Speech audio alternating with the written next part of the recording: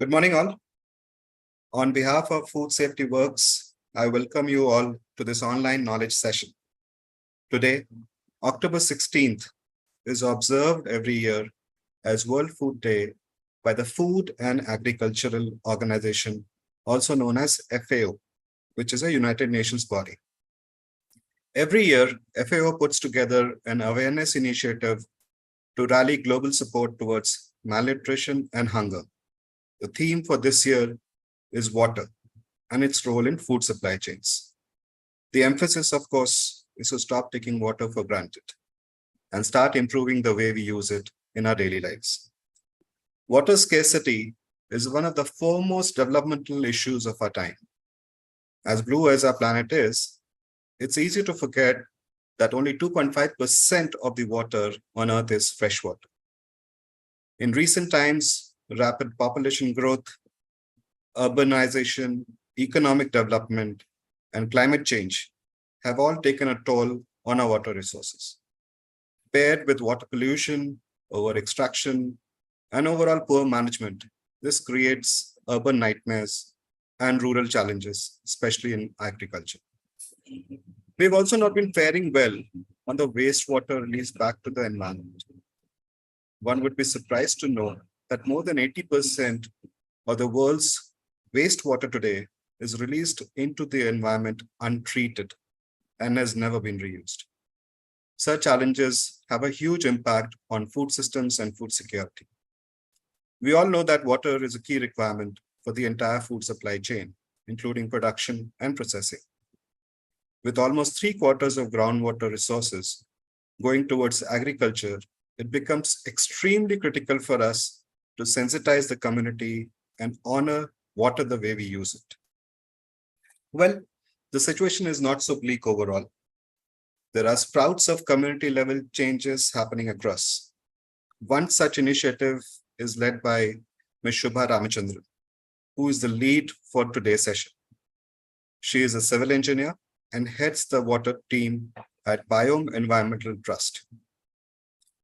She has designed and implemented several rainwater harvesting and wastewater treatment systems, primarily in and around the city of Bangalore. At Biome, she has been working on understanding groundwater, wastewater, and wetlands. She is a TEDx speaker and has also represented Biome at the World Water Week in Stockholm. Today, she joins us to talk more about the impact of water conservation in food chains and efforts made by her and her team towards wastewater repurposing in urban scenarios. And before we start, a word about me. My name is Abhinav. I'm the COO at FoodSafetyWorks. We are a leading food safety consulting company based out of Bangalore with offices in New Delhi and Mumbai. You can check about our services and other offerings on our website, www.foodsafetyworks.com. As an organization, we believe that community-level awareness and actions are key to major socio-economic changes. To observe and commemorate World Food Day, from our side, we have lined up a host of contests. Please do look up for these details on our website. With this brief, I invite Shubha to take over the session and share her side of the story with us. Welcome, Shubha. Over to you now.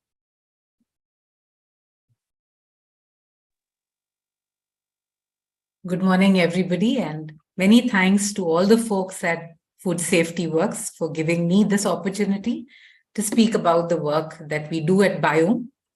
To tell you all a little bit about Biome, you can know more about us on our website, which is biometrust.org. We are two organizations. The other website is called biomewatermanagement.in. The entire idea is how do we manage water as sustainably as possible within the city.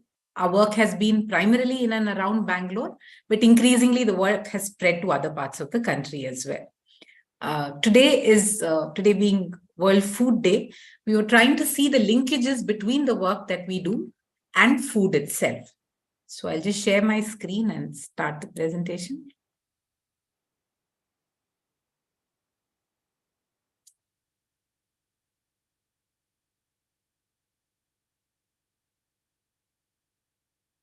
So the primary questions that come to us in any conversation that we start around water, and of course it's to do with water, food, energy, everything that we consume, is how much water do we even use every day? And this could be just for our own domestic purposes in our homes.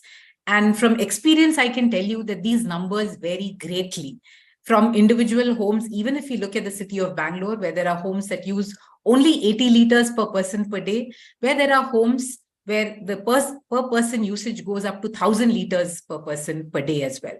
Now, over and above this is the water that is required to bring the food to our table, to our homes. How much water is that? What percentage of that water are we even taking responsibility for?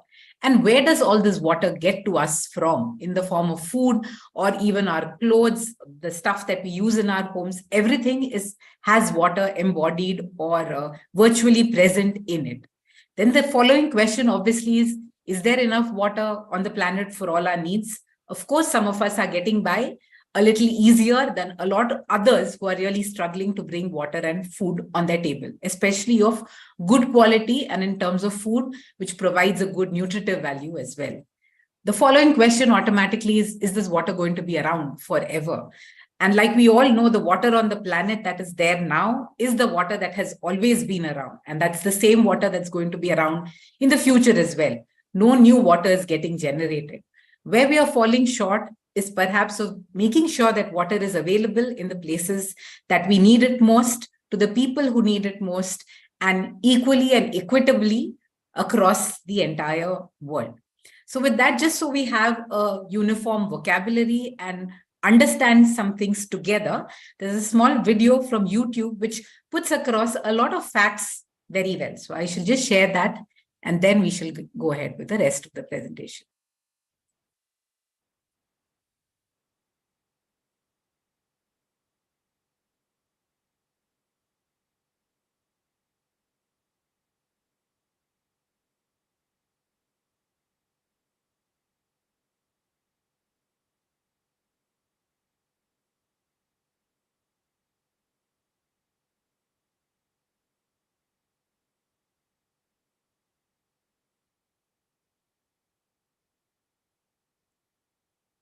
But the audio is not there. We all need water, We're good now. but only 2.5. Yeah, is the audio good? Yes, we can. Yeah. 5% of the water that exists on Earth is fresh water. That's not very much. Knowing where fresh water is and how we manage it can help us provide a solution to one of our most pressing problems: making sure there is enough water to sustain all living things on the planet. So, where is this water, and how much is there of it? About 70% is in the form of ice, 30% is groundwater, and lastly, only 1.2% is surface water, namely rivers, lakes, ground moisture, permafrost, and water present in the atmosphere.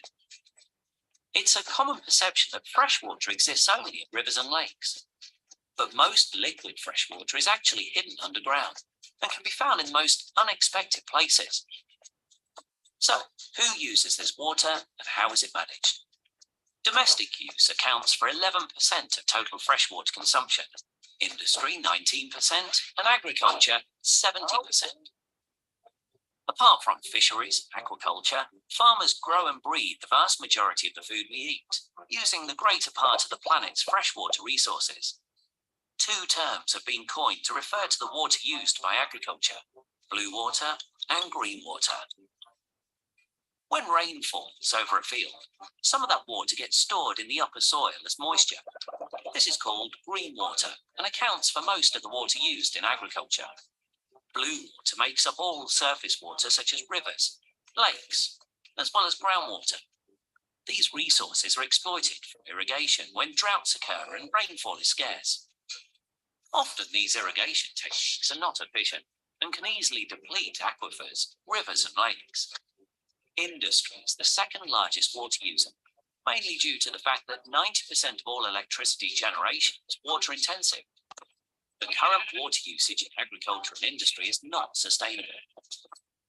But we are also personally responsible for the global water footprint. We know about the water usage of a typical household. In developed countries, each person uses up to 300 litres of water every day. Washing the dishes, 30 litres of water per day. Taking a shower, up to 80 litres of water per day. Flushing a toilet, 65 litres per day. Doing the laundry, up to 100 litres per load. But we consume far more water than we might realise. In fact, we each consume as much as 5,000 litres of water every day. About 90% of our water consumption is invisible to us. This is what we call virtual water. Water is essential for the production of just about everything, from goods to electricity to manufactured products. But mostly for the food we eat. Meet Daisy. Daisy needs 8,500 kilograms of wheat, corn, grain and roughage to reach maturity over a period of 3 years. It takes 3,060,000 litres of water to grow her food. We also need to take into account the 24,000 litres of water she drinks during these 3 years, not to mention the 7,000 litres used to service the farmhouse, transportation, and for the process of slaughter. In total, we then need almost 3.1 million litres of water to produce 200 kilos of boneless beef. That is more than 5,000 litres for a modest 300-gram steak. Obviously, not everyone on the planet consumes the same amounts of fresh water each day. In fact, people living in developed countries are a privileged minority. Think that 3 billion people still lack access to safe drinking water. That's almost half the Earth's population. It would make a queue of people long enough to stretch to the moon and back again. All of us, and people in developed countries in particular, must be aware how our water consumption affects the planet and all living things in it. In the era of technology and information, ignorance about our water footprint is unacceptable. Globalization has shrunk the world. We are all highly interconnected, and our consumption patterns have an impact much beyond our local communities.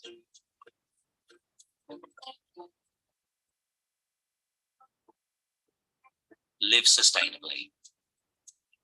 Act responsibly. Let's not lose sight of the bigger picture.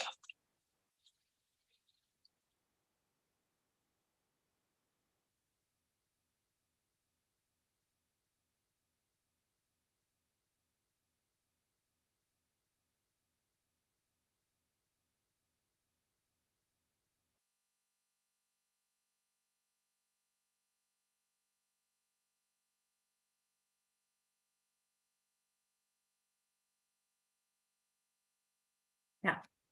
So I think we can thank the United Nations for that wonderful video, which puts across a lot of what we would speak about today very succinctly.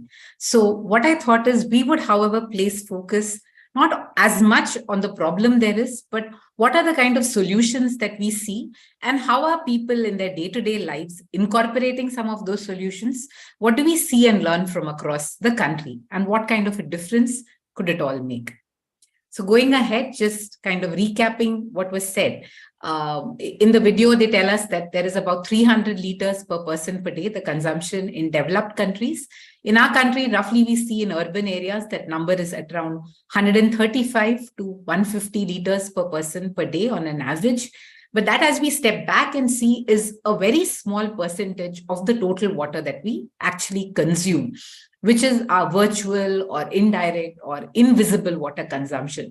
That happens because of the food that we eat, the clothes we buy, and all the other goods that we consume, which in turn require water for their creation, for their transportation, for making sure that it is available to us on a daily basis.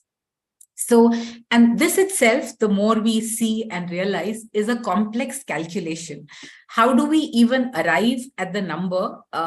What we were told is that about 15,000 liters of water is what is required to produce a kilo of beef on our table. So, because food, as we see, accounts for about 80-90% of the total water consumption of any person. And it's not only the agriculture or the growing of it, which requires the water, which is the real water input, but the processing and packaging, where the food is taken to the place where it's cut, prepared, processed, and then the entire process of getting the food out to the various channels through which it would be stored, then distributed, available in our stores, and then when we consume it at home. And finally, the part that we should not forget about is the disposal too, because that too has a water footprint. The kind of medicines, or it may be the detergents that we are using, all of this then goes back into the water system as pollutants that are then available in the wastewater that goes out of the cities itself. So that's just to bring to perspective that it's not only about the quantity of water that we consume, which is coming to us from various sources, not just to grow the food, but to bring it to our table itself. And then the last part, which is really around the waste, again, there too, not alone to do with water, but with a solid waste that is generated and which then often ends up in water bodies too. So what do we do about this? Emphasizing on the food production, which the video also covered, is that largely, even now across the world, most food is grown using rain-fed water. But increasingly, since we want to grow food all through the year, we are trying to grow food and other products in places where water is not easily accessible. There is what is now referred to as blue water, which is the water that is pumped from another river or groundwater, and which is used for irrigation. What's happening increasingly is that this number is accelerating in terms of the use of irrigated water, or the area of land that's coming under irrigation. It's also a complex number to calculate, because if you look at it deeply, water movement across river basins is also calculated as blue water. So what really is the scope? Is it within our country, within our state, within each village? Where do we consider water as rainwater, and what is the water that we consider as irrigated water? But yes, there is blue water, and increasingly this number, which is very representative of the kind of contaminants that go into the water that is being used for irrigation by virtue of weedicides, pesticides, and fertilizers, and the amount of water that has to be added to this polluted water such that it can be discharged into the environment is referred to as grey water. So these three are useful numbers for us to know, but without getting into the nitty-gritties of how it's being calculated, to realize that as far as possible, if most of our food production, transportation, all of which could be managed with green water alone, it would obviously be a lot more sensible, not only for ourselves, but for the planet too. We now look at the numbers that were shared, because while our choice in food reflects how much water is going to be consumed, but of course that cannot be the only number. Food choices are made based on culture, preferences of taste, what we learned growing up, what we find pleasing, and once in a while we also want to eat food that is not local or coming with as low an energy or water footprint as possible. But having said that, what do we eat on a regular basis as a home, as a country, is also useful for us to know, to understand the kind of water that goes into producing each of those food items. We can see here that some of the items I'd like to point out too is obviously the animal products consume a lot more water to be produced for each kilo of food product that is produced. But what has also got to be kept in mind is, in terms of energy that comes out of eating these foods, the energy levels are much higher too. But are we only looking at calories for energy? How do we look at overall nutrition, and what does food, health, safety, nutrition mean to us? But this slide is really for us to pay some thought into foods like almonds, which are increasingly being completely grown as irrigated crops, and the green water that is used to grow the crop is diminishing over a period of time. And of course, as we come down this line, we see foods that use lesser water to produce. Having said that, in water sparse areas, sugarcane itself is a crop that consumes large volumes of water. So how much sugar do we really need? What is the kind of sugar that needs to be produced is something that we have to keep in mind. When we zoom out with these numbers and look across the world to see what is the kind of water footprint, and the way water footprint is calculated for just the growing of food. This does not include the water, and water footprint also has multiple components, that for the food that is grown and consumed within the country, as well as the food that is consumed and the food that is exported, and the food that is imported.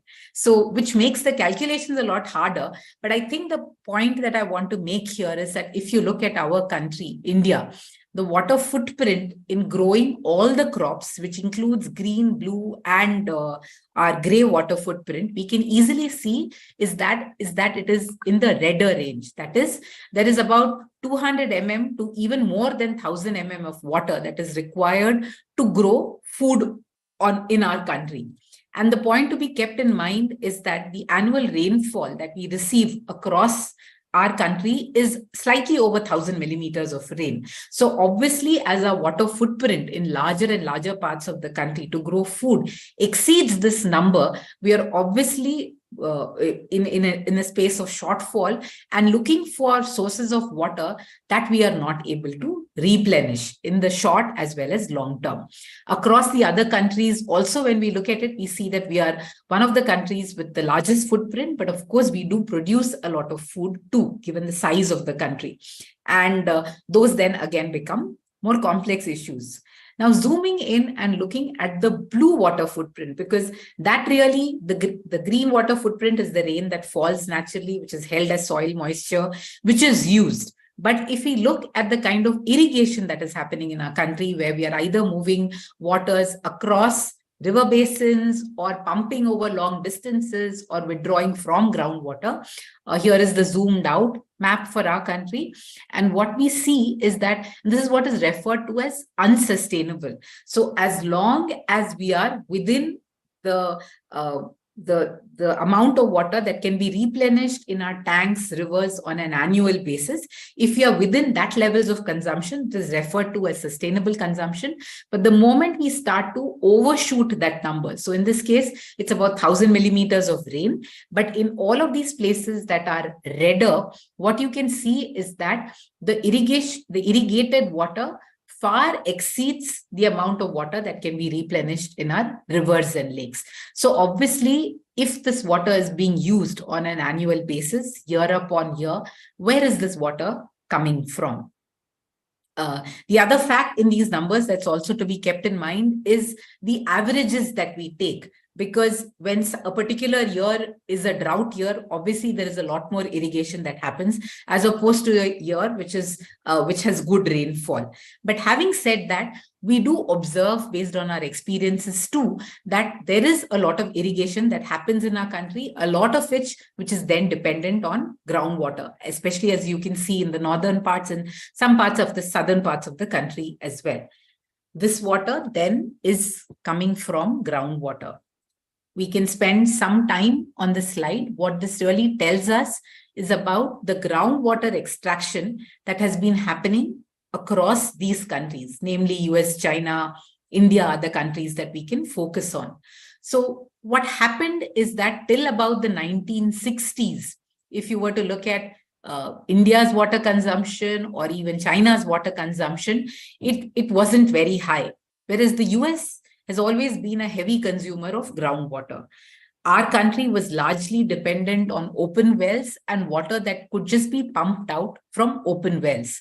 But what happened is that from the 60s, 70s, and 80s, that's when the borewell technology started to pick up in the country.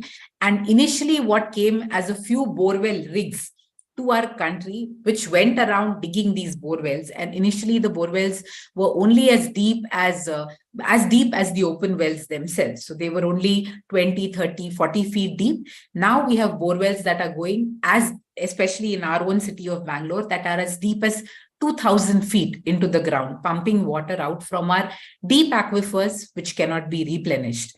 And here, the number that I want to highlight is that currently, even as of 2010, when we look at the groundwater extraction in our country, we see that it is greater than the sum of US and China put together. So that's the kind of groundwater extraction in terms of overall numbers, irrespective of the states, is happening in our country. So obviously this is unsustainable unless we make sure that either we bring this demand down or we make sure that we compensate for the over extraction that has happened over a period of time and will continue to happen over a period of time. This becomes all the more necessary as currently the approach that we seem to take as an individual or as a collective is to look for newer and newer sources of water, whether it's a river further away or it's a borewell that we are digging deeper. But what we have to keep in mind is that these sources are not endless and are totally subject to the vagaries of climate, of nature, or even the changes that we are calling upon ourselves, and which is due to climate change. Again, so like we zoomed out and looked at what's happening at the scale of a country. If we were to look at the rice that the water that is available, that's going behind, just bringing this bowl of rice to us, and how does it work in our country? What's the kind of water consumption?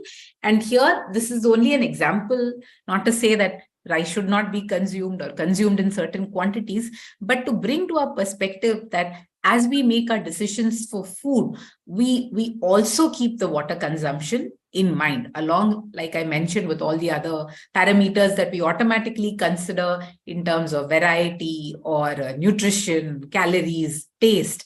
Like we have these parameters to think of food, increasingly water, not only at an individual level, again, in terms of the policies that are made across the country and depending upon our own spheres of influence, how do we make sure that water is a key component in our decision-making for the food that we grow and we eat? So here we see the kind of water that is consumed to produce a ton, kiloliters of water that is required to produce a ton of rice in different states in our own country. And we see that the numbers vary quite a lot, going from about 1,500 kiloliters to about 9,000 kiloliters, with Bihar, Madhya Pradesh being larger consumers of water. And of course, this is the overall water footprint. We see across our country, about 45% of the water that's used for irrigation is used to produce rice itself. And just that bowl of rice that we saw needs about 1,400 liters of water by the time it comes to our table. And while we are speaking about the volume of water needed to grow the crop, like I mentioned earlier, it's also the kind of spraying that's happening. What happens to these fertilizers and pesticides when they go into the soil when it rains, and this water flows down and goes into our rivers as well? So what about the kind of pollution that happens there? How do we deal with that? Stepping back again to rice itself. So here we see, just to compare the two crops of rice and wheat and the kind of green, blue and gray water footprints that they have. So on top, we see rice. It's good to see that, and this is what we learned, that rice does have a larger, greener footprint. That means a lot of it is largely grown as a rain-fed crop. However, while we see here that it's grown in these eastern parts of the country as a rain-fed crop, there is a lot of spraying that's happening in these parts too. So the gray water consumption is also very high, and there is irrigated water growth as well. And here are the numbers. As the numbers grow deeper, as the color is deeper in color, that's the additional water that is required to grow the crop itself. On top, you see the charts for rice, and below is for wheat. Wheat we see is largely grown as an irrigated crop only. The amount of green water that is used to grow wheat is very limited. So obviously irrigated water comes not only with a water footprint of blue water footprint, but also comes with its own energy footprint.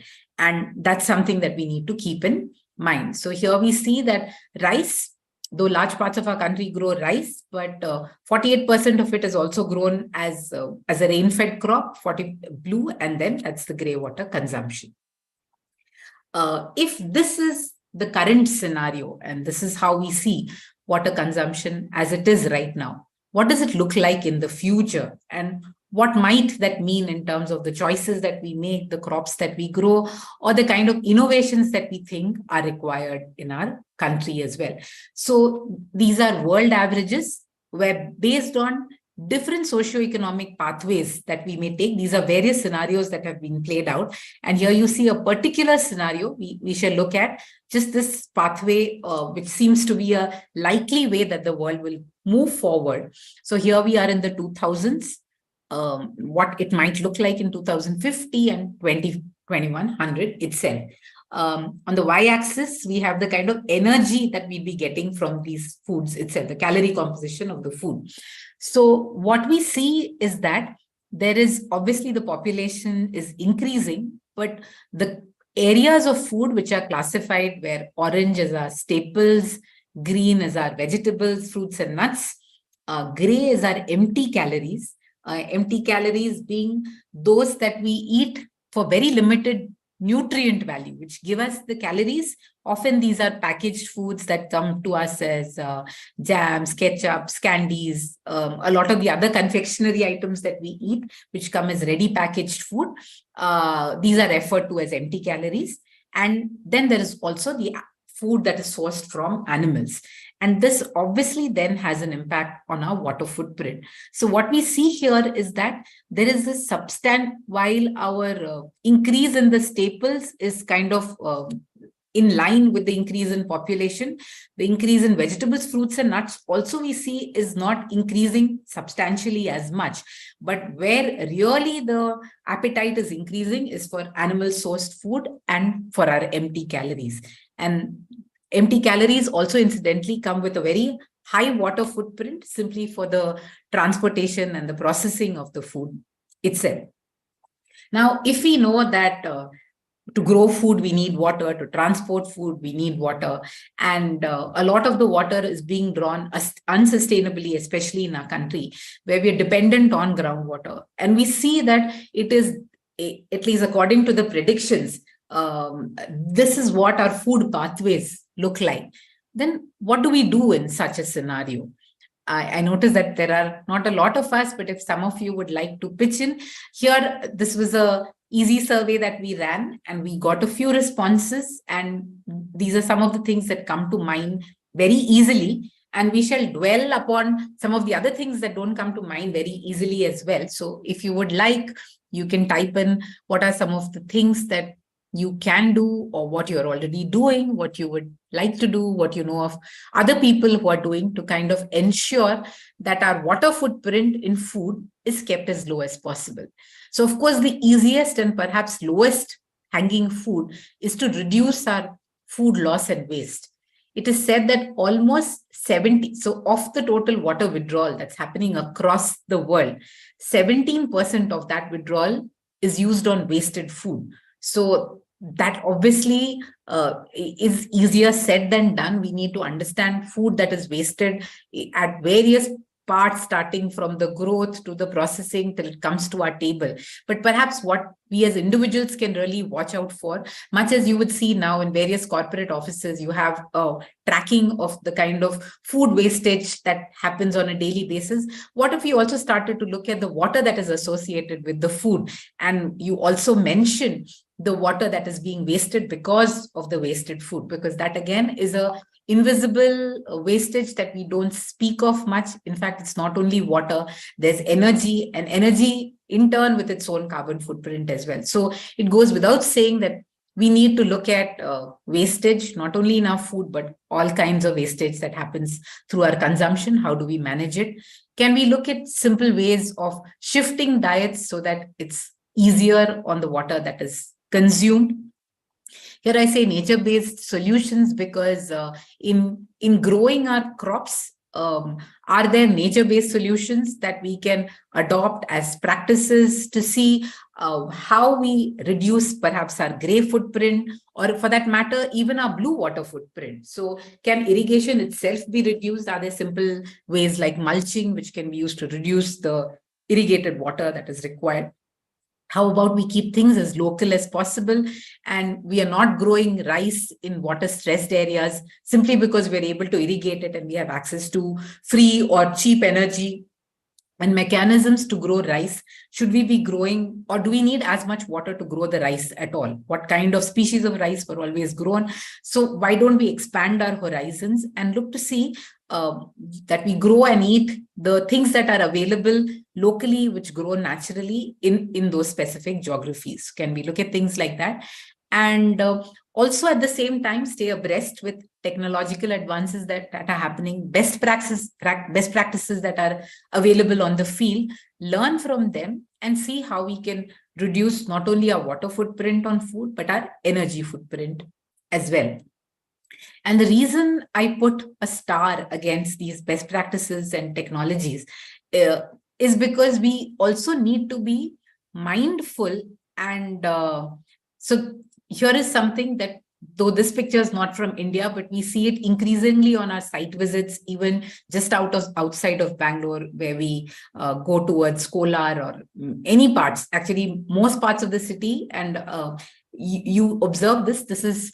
These are plastic mulching sheets that are laid over large landscapes. The idea, of course, is good to reduce evaporation, to make sure that we hold on to soil moisture as much as possible. In the absence of mulch being available, this seems to be the easy option. Sometimes they're also available to the farmers at a discount and subsidies, and we have plastic mulching across the city. When we speak to the farmers about how long this mulch lasts, or for that matter, drip lines, they don't really last beyond maybe 2 or 3 seasons. What happens then is that that's going right into our ground. I would not say that that's coming back to us as microplastics in our food, but increasingly there is more and more evidence of the water and the soil getting contaminated, not just because of the mulch sheets, but because of all our activities that happen across all our landscapes, and which then comes back to our table in the form of our food, in the air we breathe, in the water that we drink. So the thing with technology is, how do we not rush in to make certain choices which seem to make some kind of benefit in the short run, but how do we then compensate for the immediate losses that we may have to incur, or what are the things that we can do to ensure good health, nutrition, access to safe water and air in the long run? So, which is why there was the star against adoption of new technologies or innovations that are happening, and which are the ones that we choose, or how do we kind of discuss and in certain aspects even debate to see the choices that we can make. So stepping back again, it really always comes back to, okay, this is the problem. I know that we are going to require food for a long time while we will make changes to our water consumption practices. But what is it that we can actually do? And how do we make sure that these messages in terms of what we do, that we share with as large an audience as possible? And when I say we, it could be that which something that we do as individuals or as part of the institutions that we are associated with, whether it be academic institutions or civil society or the businesses that we run, or as a farmer, producer of food, and as governments. So while I will not be going into details for each of these, what I thought is, based on our experiences as the trust that I work for, Bioenvironmental Trust, I shall share a few examples of what has worked. This is largely based on the work that we do in urban areas, but also increasingly on the urban-rural continuum as well, because the land and the water flows irrespective of whether we are urban or rural. Food is also, there are increasing efforts to grow food in urban areas. So unlike what we think of as rural areas as the producers of food and urban areas as the consumers of food alone, can we grow food in urban areas? Is water we know is available in urban areas, how do we put it to good use? So that's our cities and water. This is the specific case of Bangalore. What we have to be mindful of the energy that is required to get water to the city. So in our city, water comes from almost 100 kilometers away from the city, from a point on the elevation that's 500 meters below the elevation of our city itself. So a lot of energy is required to pump this water into the city. At the same time, while we're pumping this water from really far away, so obviously it is the blue water footprint of the city, the green water footprint, the water that falls on us very naturally, is water that very easily contributes to waterlogging and flooding. And come summer, there is queuing up and there is water shortage in the city. So what do we do in such a scenario? And what has really changed? Has it always been like that? Has something changed? Is there something that we can do? What we see is that the rainfall, if we look at it over a 30-year period, of course, the pattern of rainfall is changing, but there have always been periods of slightly heavier rainfall and a couple of years of drought-like years. But what has changed is that earlier, when rain would fall on the city with trees or canopy interception, not as much water would run off from the surfaces itself. But now, with the reducing in the number of trees, with the surfaces becoming harder, with us having more built up areas, what it's really resulting in is that the surface runoff is what has increased, and we are not being able to manage the surface runoff very well. That water which could percolate and flow below the ground, and what we commonly refer to as groundwater, is not available as much anymore. So our percolation has reduced. Our canopy, which could hold off a little bit of the water, is also reduced. So water is falling much harder on the surface. Again, it falls on hard surface and then runs off. To look at the numbers itself. So if we take a small plot, that is even a 30-40 plot area, that's really one of the smaller plot sizes in the city, where earlier for a 60 millimeter shower of rain, only about 600 liters of water would run off, because a lot of it would get evaporated or consumed by soil moisture, and only roughly about 10% of the water would run off. But now, as our land gets paved, that plot is 90% built up. What we see is about 5,000 liters of water runs off. And mind you, this is not the entire year, but this is just for one heavy rainfall event of 60 millimeters of rain. So effectively, what has happened is you have close to 4,600 liters of additional rainwater that is running off from a plot of land that is just 30-40. Now, if we take a larger plot of land, say a 50-80 plot, we see 15,000 liters of additional runoff that's happening from a larger plot. If we look at a regular layout or some of the larger apartment complexes, we see about 850,000 liters of water that's running off for just a 60 millimeter shower. And if we look at the city at large, 1,000 square kilometers of city, and I've assumed very small percentages that we only have about 50% of hard surfaces, we see 21,000 million liters of water running off for just, again, a shower of one day of 60 millimeters. So the question then is that who's responsible? This is the water that often goes on and leads to waterlogging or flooding across the city. The question then is, whose responsibility is it to use this water or to make sure that this flooding does not happen? Very simply put, if this water could be harvested, here are a few numbers that we see. This is across the year and going back to the same plot sizes. And annually, Bangalore receives about 970 millimeters of rain. But it's not only Bangalore, but the other cities too. If we could harvest this rainwater, it could be used for 3 to 4 months of the year very easily on a 30-40 plot. And as the plot sizes increase, there would be enough water to last you for even more than a year. So that's the kind of potential that rainwater harvesting has. Very simply, it's rooftop rainwater that you filter, store in the sump. A few images to say that it doesn't have to be very complicated in terms of technology or budget or skill set. You could start. The problem is just with starting. You could hold this water in a barrel. It's only a 500 liter barrel, but the water is available for you, maybe even for gardening, a rooftop garden. You could have a much larger barrel. This is a house in the central parts of the city where this lady holds on to this water, and in the rainy season, completely shuts off her municipal water supply and depends on rainwater alone for all the domestic water needs. A few images again, it doesn't have to be a home. It could be an apartment, a corporate campus. Filters are, of course, rainwater needs to be filtered before it can be used. There are commercially available filters. There are filters that you can put together yourself. And in most places, rainwater harvesting in terms of storage of rooftop rainwater and usage is extremely simple and can be carried out to cover a large portion of your water consumption.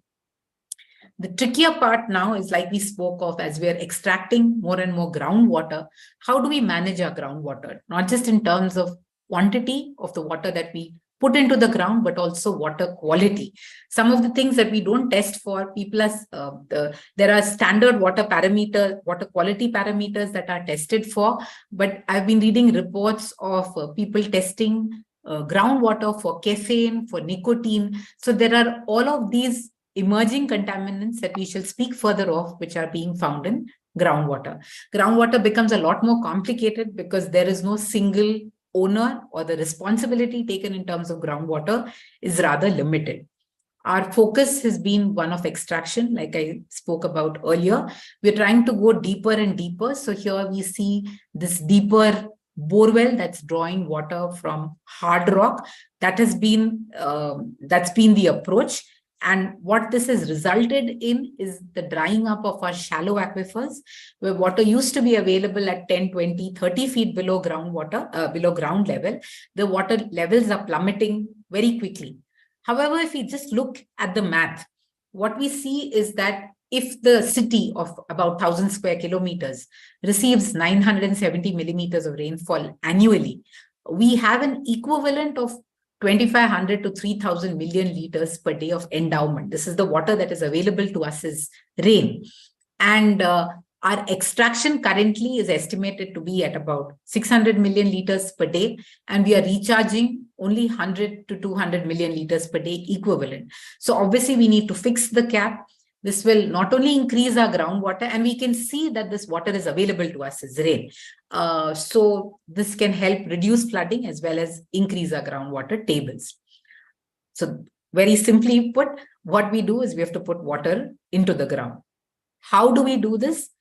In the cities, given that area is very limited, we do not have access to large areas to create new ponds or lakes to put water into the ground. Recharge wells, which are dug by the local well diggers who are from the Mannuvadar community. A small well, which is about 3 feet in diameter and 20 to 30 feet deep, can put in 4,000 to 6,000 liters of water with every rainfall event. So this is how the well is dug. The well diggers dig deep into the ground. Ready-made concrete rings are placed one on top of the other. And water that is flowing either in a stormwater drain or rooftop rainwater is redirected into these wells, from where it then percolates into the ground and contributes to the groundwater table. These are a few images to tell us that we often say, can you really have open wells in the city? Where do you locate them? But yes, it could be in parks if they are available. This is the central most populous part of the city. This is the MG Road, and below the metro lines, runoff from the metro lines is let into these wells, and this water then percolates into the ground to improve groundwater table and reduce flooding. It can be located along stormwater drains, where we see a lot of rainwater flow in our stormwater drains. These could also be old open wells that are there even now there, and we've recorded easily a fair number of old open wells. Here you can see the diameter of the well itself. Beautiful old stone line structures, which if desilted and used for groundwater recharge, or could subsequently be used as a source of water as well. So here are a few images because there are conceptions of, can we do this in our basement? Can we do it where a lot of space is not available? How do we do groundwater recharge? More and more information is available on it, but here are a few pictures to just highlight how this can be carried out. And this then in turn requires for us to understand our geology a lot better, to see where groundwater is, how does it flow into the ground, how can it then be utilized. As bio, a lot of the work that we do is where we also look at this groundwater recharge as a livelihoods project. We work with the traditional community, the Bovi community, to see that they are not only well diggers, but they also understand the need for groundwater management. And so in that sense, our I would say, evangelists or people who take this message forward about the need for water conservation itself. So here you see the Manuva, the well diggers, but actually manning a stall in one of the Kere Habbas, which used to be held pre-COVID, to speak about the need for water conservation. A lot of information that is available with them in terms of the groundwater, simply because of their presence on ground. We've been working with them to try and map the aquifers to see what kind of groundwater is available. So while this project was being carried out in our city of Bangalore, we kind of expanded it to look at it as what we call 1 million wells for Bengaluru. That's the name of the program. The estimate is that as we dig more of these recharge wells, put water into the ground, and the way it's being carried out is it's not a campaign that we do ourselves, but we just ensure that we are inspiring behavior change. We're giving actionable information to people, and then they themselves directly connect to these well diggers and dig and recharge and revive wells, which in turn supports livelihoods. And there is shallow aquifer, that is so open wells that then get revived and provide water to the city at low cost, and also help in flood and seepage management. This project that we started off in the city has now been picked up by the Ministry of Housing and Urban Affairs and is being rolled out in 10 cities across the country. And it's not only from a city point of view, but even in rural areas, how do we look at low energy water that typically comes from the shallow aquifer?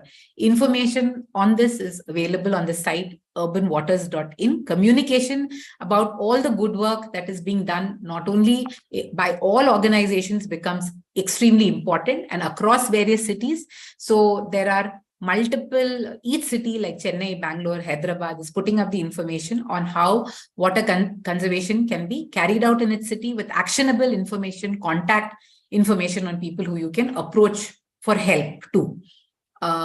We need, the online web presence is once, but for people to know about the lakes, walls in the city, there is a lot of art that gets taken up, but to draw maps of the city highlighting our lakes and wells is also equally important. Here is a project that was carried out at a metro station, the art at the Cubbon Park metro station. The artwork that you see was carried out using mud that came from digging wells at the Cubbon Park, and it in turn tells the story of water. So here are just a few examples of how rainwater harvesting, groundwater management are extremely important, of how practices around that can be multiplied and taken to a group at large. Now coming to wastewater reuse itself, again, just a few examples, because every day if our city is consuming 1,500 to 1,800 million liters of water per day, and the country at large, an equivalent amount of water is going out as wastewater too. So what does this wastewater look like? What can it be used for? Can it be used to grow food? What are the challenges in that is something that I shall briefly tell you in terms of examples, and more information can be available on request. So here the idea is just to elaborate and tell us that some of these things can be done. So at a home level, by reducing the solid waste content in water, passing it through a series of plants. So here is an anaerobic baffle filter, which reduces the pathogens in the water. And this is only for grey water treatment, as well as and how your kitchen water could be recycled and reused. So here is a house which recycles not just its kitchen water, but its RO reject, the bath water, washing machine water. It passes through a series of, like what I said, an anaerobic filter, and then a reed bed, and is stored and used for gardening, where they have small fruit trees that are grown in the garden. You don't need a lot of space. Here is a house with very minimum setback. What you see as the reeds on the right-hand side of the screen, which are all brown, once the wastewater starts flowing through that, that's how the reeds grow, absorbing the nutrients from the water that you get on the other side, which is stored in this water storage structure, is again used to grow food in this particular home. There you see the banana clump, which is largely watered with this water. If you take it further, this is a system on a rooftop. It's only bath and washing machine water that is stored in a tank. That water is again pumped through a small pump through these reeds to remove the components that could be there in the bath and wash water. And the water was used to grow rice on the roof. So it's a 30-40 plot size. with a plastic sheath and about 6 inches of soil. Rice was planted. And all these pictures that you see are pictures from the roof. Rice grew, was harvested, and actually 30 kilos of rice was got in a period of 4 months. So if you spread it further, there is food security perhaps that can be built into it. Bath and washing machine water is coming out on a daily basis, 30 kilos of rice in 4 months, so 100 kilos of rice in a year. And these are all just examples in terms of what can be done and how do we take some of these thoughts forward. That was at the scale of a home. Here, this is at the scale of a layout on about 36 acres, 300 odd homes. Wastewater is treated through a larger, and the reason, of course, we set up STPs to treat water, but when you have nature-based systems, the energy required to treat the water is a lot lesser.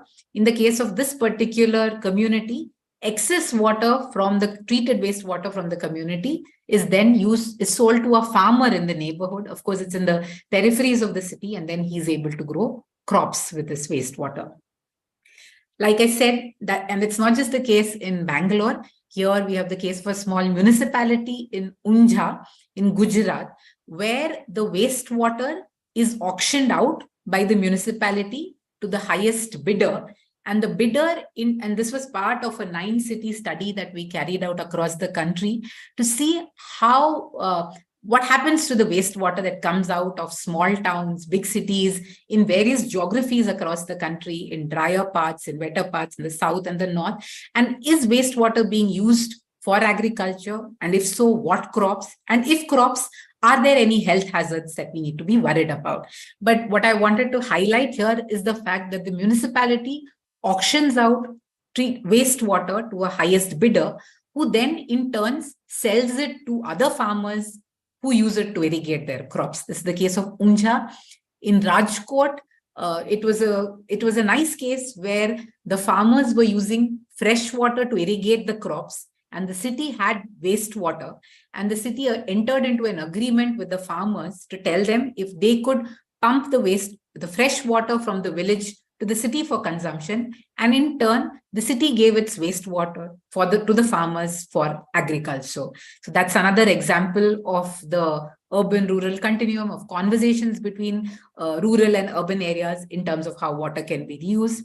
In our own case of Bengaluru, we see that the water that flows out from the southern part, the Dakshin Pinakini River, which has the runoff from the city, which also carries wastewater from the city, is being used by farmers to grow tomatoes, beans, capsicum. They are pumping it over a distance of 20 kilometers simply because it is an assured source of water from them. Wastewater is flowing out from the city on a continuous basis. This is a formal wastewater treatment system that's happening. There's 810 million liters of water that is being pumped to fill the lakes in the drought-prone districts across the country. This in turn has resulted in increasing water tables in these parts of the country. Not only the wastewater, but the fact that we've had good rains over the past couple of years. And here, again, water is now available for irrigation. In certain cases in Tumkuru, they are growing a crop which grows well in wastewater, which is a medicinal crop called baje that is subsequently exported. So here, so that's another example. Dhanbad, we have water chestnuts that are grown in a talab, which also has wastewater, which sells at high price during Chhat Puja and hence becomes a very viable crop for local small farmers to grow. And similarly, they're also growing cauliflower, spinach, radish. Calcutta, the city, we may have heard of the East Kolkata wetlands itself. Wastewater from the city passes through these wetlands where then it's turned into fishes, vegetable crops are grown, and that comes back to the city itself. Here is the case from around Dehradun in Vikas Nagar, where the municipality again has leased out a piece of land where treated wastewater from the city, water and fecal sludge is applied on the land, and then the farmers grow crops on this land. So this is from Vikas Nagar.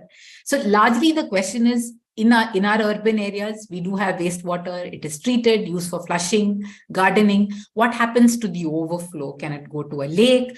Is there nutrient value? And here is the example of water itself kind of closing this is Devnahalli, where our airport is, there is a kere called the Sihinir Kere, treated wastewater from the city. Some part of the lake is filled with treated wastewater and with rainwater, as a result of which the open well in the area, which was revived, holds water. This water is subsequently being treated and supplied as drinking water back to the small town of Devanahalli. So these are just a few examples that I thought I would share. However, there are many challenges with wastewater reuse that we have to keep in mind, which are to do with health risks that may be involved with all in the sanitation cycle. And there are ways by which these health risks can be addressed. But the key point is that wastewater, if we could ensure that especially the emerging contaminants that are found in wastewater are not are taken away, are not utilized in the products that we consume, we could actually have reasonably good water for irrigation itself. In farms and fields, if I'm a farmer, what do? There are ways by which we build farm ponds, ensure that rainfall runoff again is stored, whether as storage or by doing earthworks, using it in the holding it back in the soil itself, or growing green manure, growing perennials. These are various ways by which water conservation can be carried out in farms. It's not in detail, but to let you know that all of this information is again available across various websites. And these are things, simple methodologies when carried out, ways to slow down the flow of water, to harvest not only the water, but the soil itself with nutrients, using contoured trenches, gully plugs, can go a great way in ensuring that there is more green cover, green mulch that is then available for us to grow the crops that we require. Now, if we zoom out, like I said earlier, it's not, we can do all of these things at an individual level. The farmers can make sure that they use lesser water to grow their crops. But institutionally, it really is perhaps about this, what we call the circle of responsibility. And we use this when we audit water in campuses, in institutions or in corporate places, to see that people, first of all, care about the particular resource that they use. And once you care, you actually start to observe the things that you think may not be going right. You identify the problems, you engage with experts, with people, and locally you try and act and arrive at the solutions that can be made available for you to manage your water, food, health better. And there is a framework that we have for this, which of course heavily relies on metrics for water.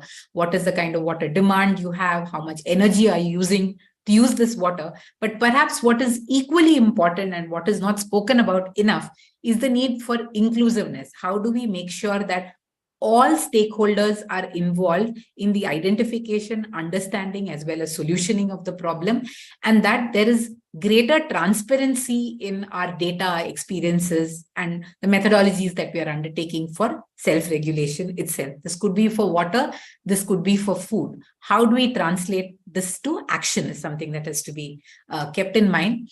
And really, like I said a couple of times, it's about our food, water, it's about the choices, the trade-offs that we make. So if I need water to grow a crop, can I look at biology to see how the water can be gotten, or do I have to necessarily look at mining the water from further away? Do I keep in mind what is the kind of energy that is required to create my food, to get my water, to make my clothes? Or any choices that I make, how far away does it come from? And when I get water, am I taking somebody else's water away? What could it have been used for? Did I require that water in that quantity, in that quality? So are there other trade-offs? What wiser trade-offs that we can make?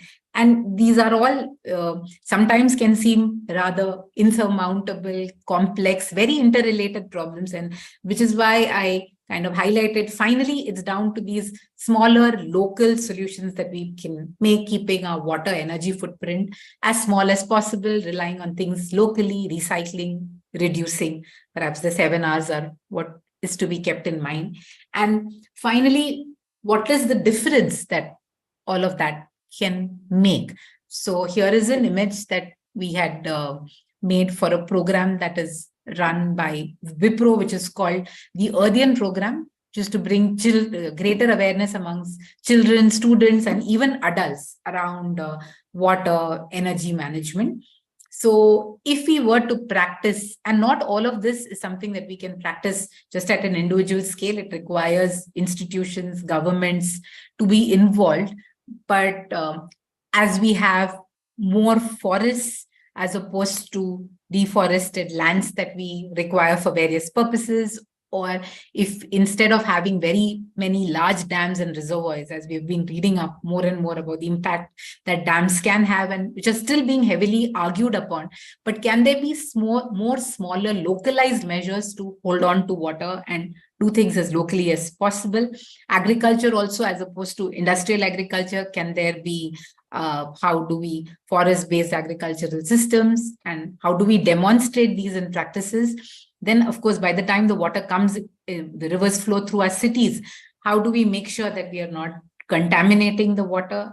At the same time, to ensure that river water is not contaminated, we don't put large amounts of energy to treat that water, because all that means is that we are contaminating something else further upstream by relying more heavily on energy. So how do we keep that footprint low, conscious with our solid waste consumption as well?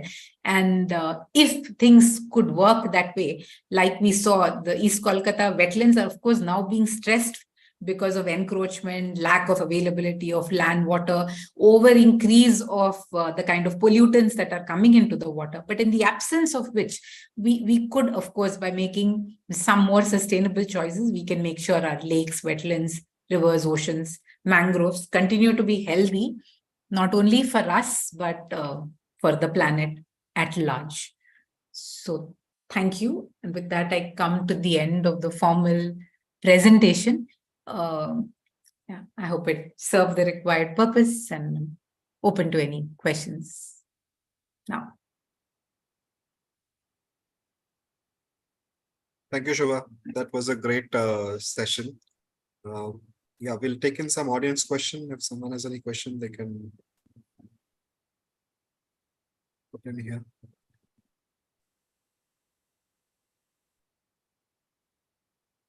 Okay, one question which came in is this, that the wastewater comes with chemicals, and those chemicals would leave residues in soil, and therefore that will again go back to the food chain. How is that being addressed, Shubha? Yeah, so that's that is the tricky one. And of course, so there have been studies that what are these chemicals? It starts from that. So if you look at our wastewater standards right now, what we check for is BOD, COD, nitrates, and a few heavy metals are what are being tested for, whether it be domestic water, and of course for effluents which are coming from industry, there is a requirement for a different bunch of tests that have to be carried out depending on the industry that's discharging the water. There are discharge standards as well. Now, the question is, are those standards being adhered to, and are those standards sufficient themselves? Which is why I mentioned about emerging contaminants. But having said that, so what we are looking at is there are multiple choices. One is, if you look across the country, there is continuous wastewater reuse for agriculture, whether it's treated or untreated wastewater. We've done a few studies to look at the impact on the health and environment as a result of this. So soil studies, water studies, the food crops that have been produced, and the health in the area. So while there have been a few reports that have come in about the presence of heavy metals and the impact that can be had, and over accumulation of some of these minerals over a period of time can have impact on health. So hence the effort is to make sure that these chemicals are not present in the water in the first place itself, either in terms of the water that we consume and discharge, the chemicals that we use, or by the time it is discharged, these are removed from it. But what we have seen in the short term is that if the water is not, so there are methodologies, they don't always directly reuse the sludge themselves. The water is let to lie for a bit, and then it is pumped and reused. In certain cases where I showed you the case, it's used as sludge. So you wait for it to become manure, for it to compost over a period of time when it's water and sludge, and then it is subsequently reused. But I can say with confidence that of the food products that we tested, and this was around Devanahalli, Bangalore, the work that we have done, we did not find any. So the question is then, what are the chemicals that we are looking for? It becomes harder when you are testing for. We tested for antimicrobial resistance, which is one of the great problems of today. And in terms of pharmaceutical discharge that could be present in this food, we could not test for it. But for the regular parameters that are tested for, like E. coli, other bacteriological contamination that could be there, if the water is allowed to rest for a period of time and then used, we find that those contaminations do not exist. Chemical contamination, of course, much more study needs to be carried out in terms of the food product. But in terms of health of the people who are consuming these food products or people who are working very locally with this water, we could not observe any health risks, or health risks were observed, but they weren't transforming into any kind of health issues in the area.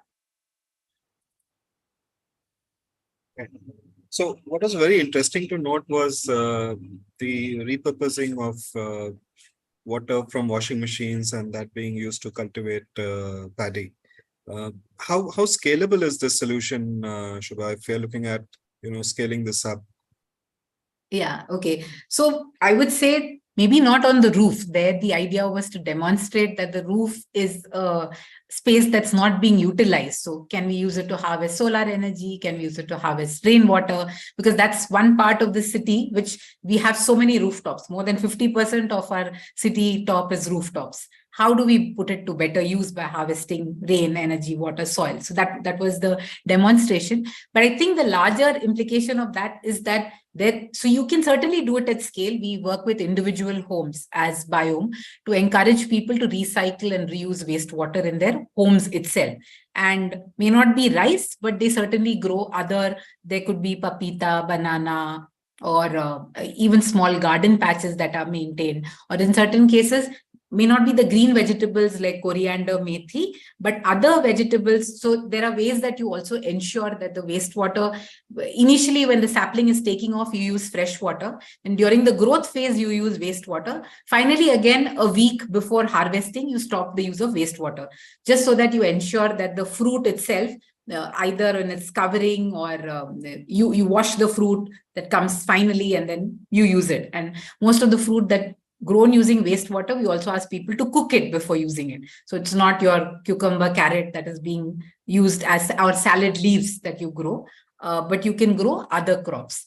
But to respond to you, yes, rice itself could be grown in the city. Nothing stopping us from doing that, but not a lot of people have taken to it. But we certainly have cases which are very demonstrable, even around your office itself or on Sarjapur Road, where people are treating their wastewater, mostly gray water, and in some cases also black water, and using it to grow small food crops in their gardens, depending on space availability.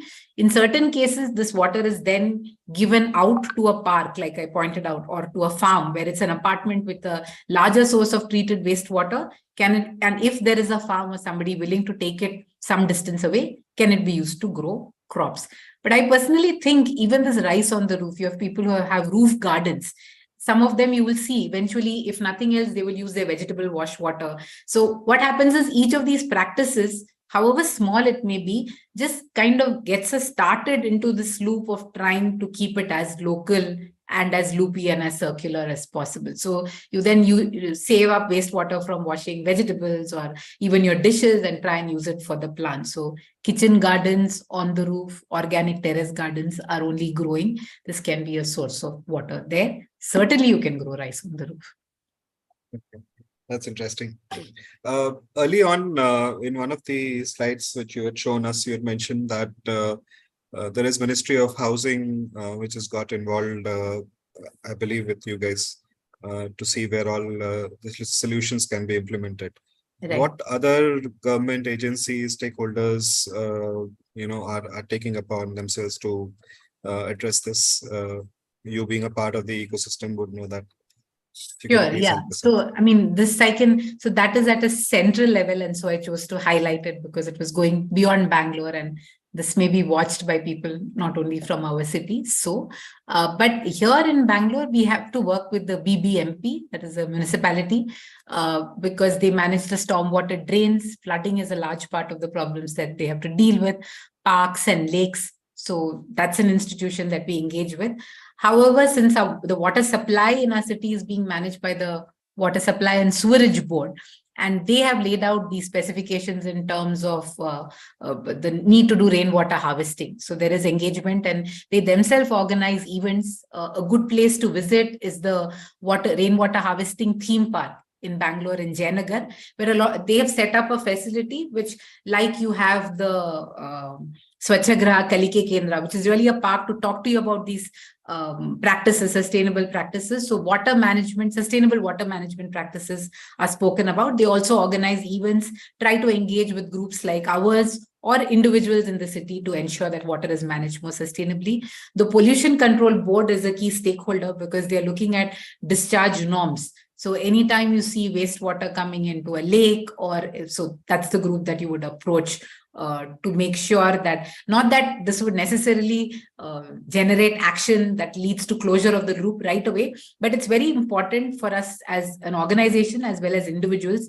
So these are the organizations that we engage with at a city level to ensure that water is managed sustainably. That the other project that we spoke about, there was a need to look at the shallow aquifer. So what's largely thought of now is that in cities, there can be no open wells, or you can't get water at 10, 20, 30 feet below ground level. Water has to come off deep bore wells. That has been the movement and the mindset. But based on our work in Bangalore with this Mannuvadar community, we easily see about at least 10,000 to 20,000 open wells, which are sources of water in the city, where people are, and I showed you the example of Devanahalli, where from now we are pumping 200,000 liters of water every day, which is going as domestic water supply to the town of Devanahalli itself, and several other such examples. So the thought there was, can you revive interest in the shallow aquifer across the country, given that, and like I mentioned, India has been a groundwater civilization. If you look at the Indus Valley civilization, or even at very old archaeological settlements, you see open wells, which tells us that water could be available at these shallow depths. Of course, with over extraction, with building up, with just a lack of imagination or a continuation of history and traditional wisdom, we have started to believe that these can't be good sources of water anymore. So how do we bring back that memory? How do we use it as an opportunity to build livelihoods, knowledge about history, culture, heritage, and of course, bring in water security as well. So that was the overall vision with which we engaged with the Mahua. This is a pilot project that's being implemented now in these 10. The plan is to move it to 20 and eventually 500 Amrit cities. So that's the mission for rejuvenation and urban transformation, Amrit cities, where this project can then be rolled out as a program. Okay, that's great. One more question, and this one's from my side. Early on, you had mentioned that we should also look out for technologies which can help us reduce water consumption or water wastage as such. What are these technologies which you see on the anvil which can so I would say in terms of so in terms of technology, sometimes just knowing increasingly with our rainfall and climate predictions, I mean, at least rainfall predictions improving across the country. And let's say here in Karnataka, we have the Karnataka State National Drought Monitoring Cell, and they give out fairly good updates in terms of what is the expected weather over the next couple of days. In fact, they're also trying to give advisory in terms of what can be planted, what to watch out for.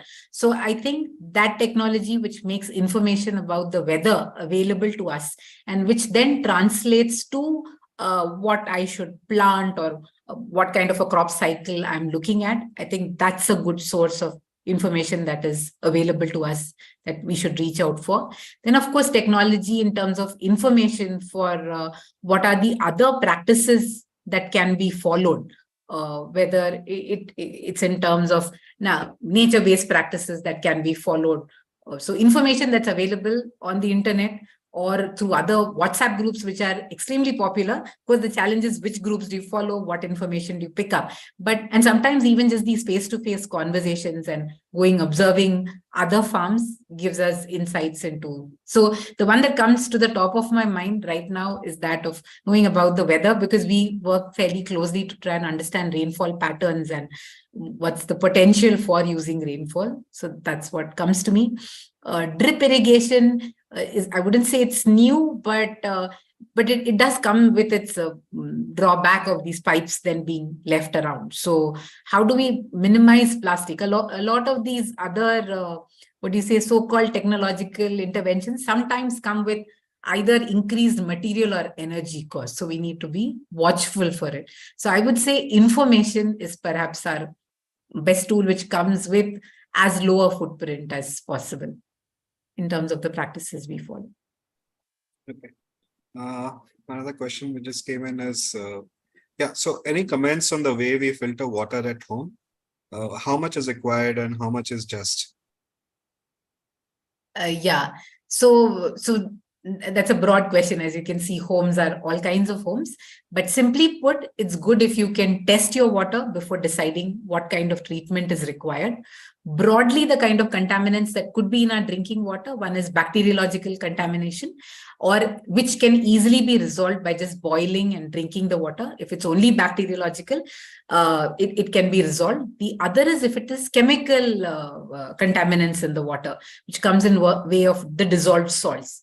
How do I test for that? If I get a TDS meter, which are available on Amazon also these days, or try and not buy a new meter, but share with neighbors, check for the TDS in water only if required. I can imagine that this question is coming strongly laden with what kind of a filter should I use. So in many cases, if we don't have the time to boil our water, of course, we'll be going with UV filters, and that should be sufficient in most parts of the city where water is supplied by the municipality, because we're getting river water that has already been filtered. So we just need to make sure that there is no residual bacteriological contamination in that water. So if it's sufficient, if we have UV filters, or maybe in certain cases, just a candle filter should also do. But if we are in parts of the city where we're getting borewell or tanker water and the TDS is above 300, 500, then we would need to install reverse osmosis filters. But we can be careful to ensure that that is the water that we are using only for drinking. Increasingly, I and we come across communities that are installing reverse osmosis system at the source of all domestic water consumption itself. So obviously this leads to large wastages. And then the question of also this water with high TDS, what am I going to put it to use for? And then again, so the thing is, if we had this TDS meter that we shared, used, check for the water quality, and then take make the appropriate choice in terms of treatment. And you need to do it on a regular basis as well. It may just seem to add to the list of things that we have to do on a regular basis.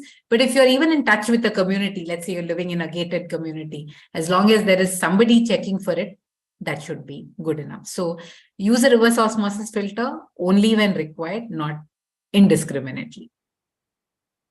Right. Thank you. I think, that was the last set of questions which we got. So thank you, Shubha, for your insights and the audience for their queries. This brings us towards the end of this session. It has indeed been a valuable and enlightening session, and I hope it will encourage further engagement and action in this important area. And as we wrap up a little bit more about FoodSafetyWorks, we are a compliance, regulatory, and food consulting company on a mission to keep food safe and nutritious for humans. We help clients with design, implementation of standards, and regulatory compliance for national and international standards.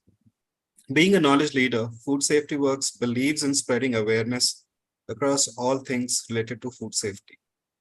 To stay updated on such sessions, please subscribe to our YouTube channel. You can also follow FoodSafetyWorks on Facebook, LinkedIn, Instagram, and Twitter. Our handle is @FoodSafetyWorks. We regularly share news and insights about what is going on in the world of food safety. As a company, we are committed to sharing knowledge and providing end-to-end solutions for food safety. We also conduct regular training on various topics, including FASTag training as per FSSAI mandate. We also conduct value-added sessions under upskill and workshops and focus on nutrition under our Eat Well sessions. You can get the details of these sessions on our training portal, academy.foodsafetyworks.com. You can also download our Training Academy app on the Google Play Store. This app can be found as a Food Safety Works Academy app. Stay updated on trainings, webinars, and other knowledge sharing sessions by using this app. We've also recently launched a mobile app to take care of all your compliance needs. The app is called MyFSSAI and can be found on Google Play Store. To check out on how we can help on your journey of health and safety in food, please visit our website, www.foodsafetyworks.com. While you're there, don't forget to subscribe to our newsletter. Thank you once again for joining in, and thank you, Shubha. Have a nice day ahead. Thank you, everyone. Thank you.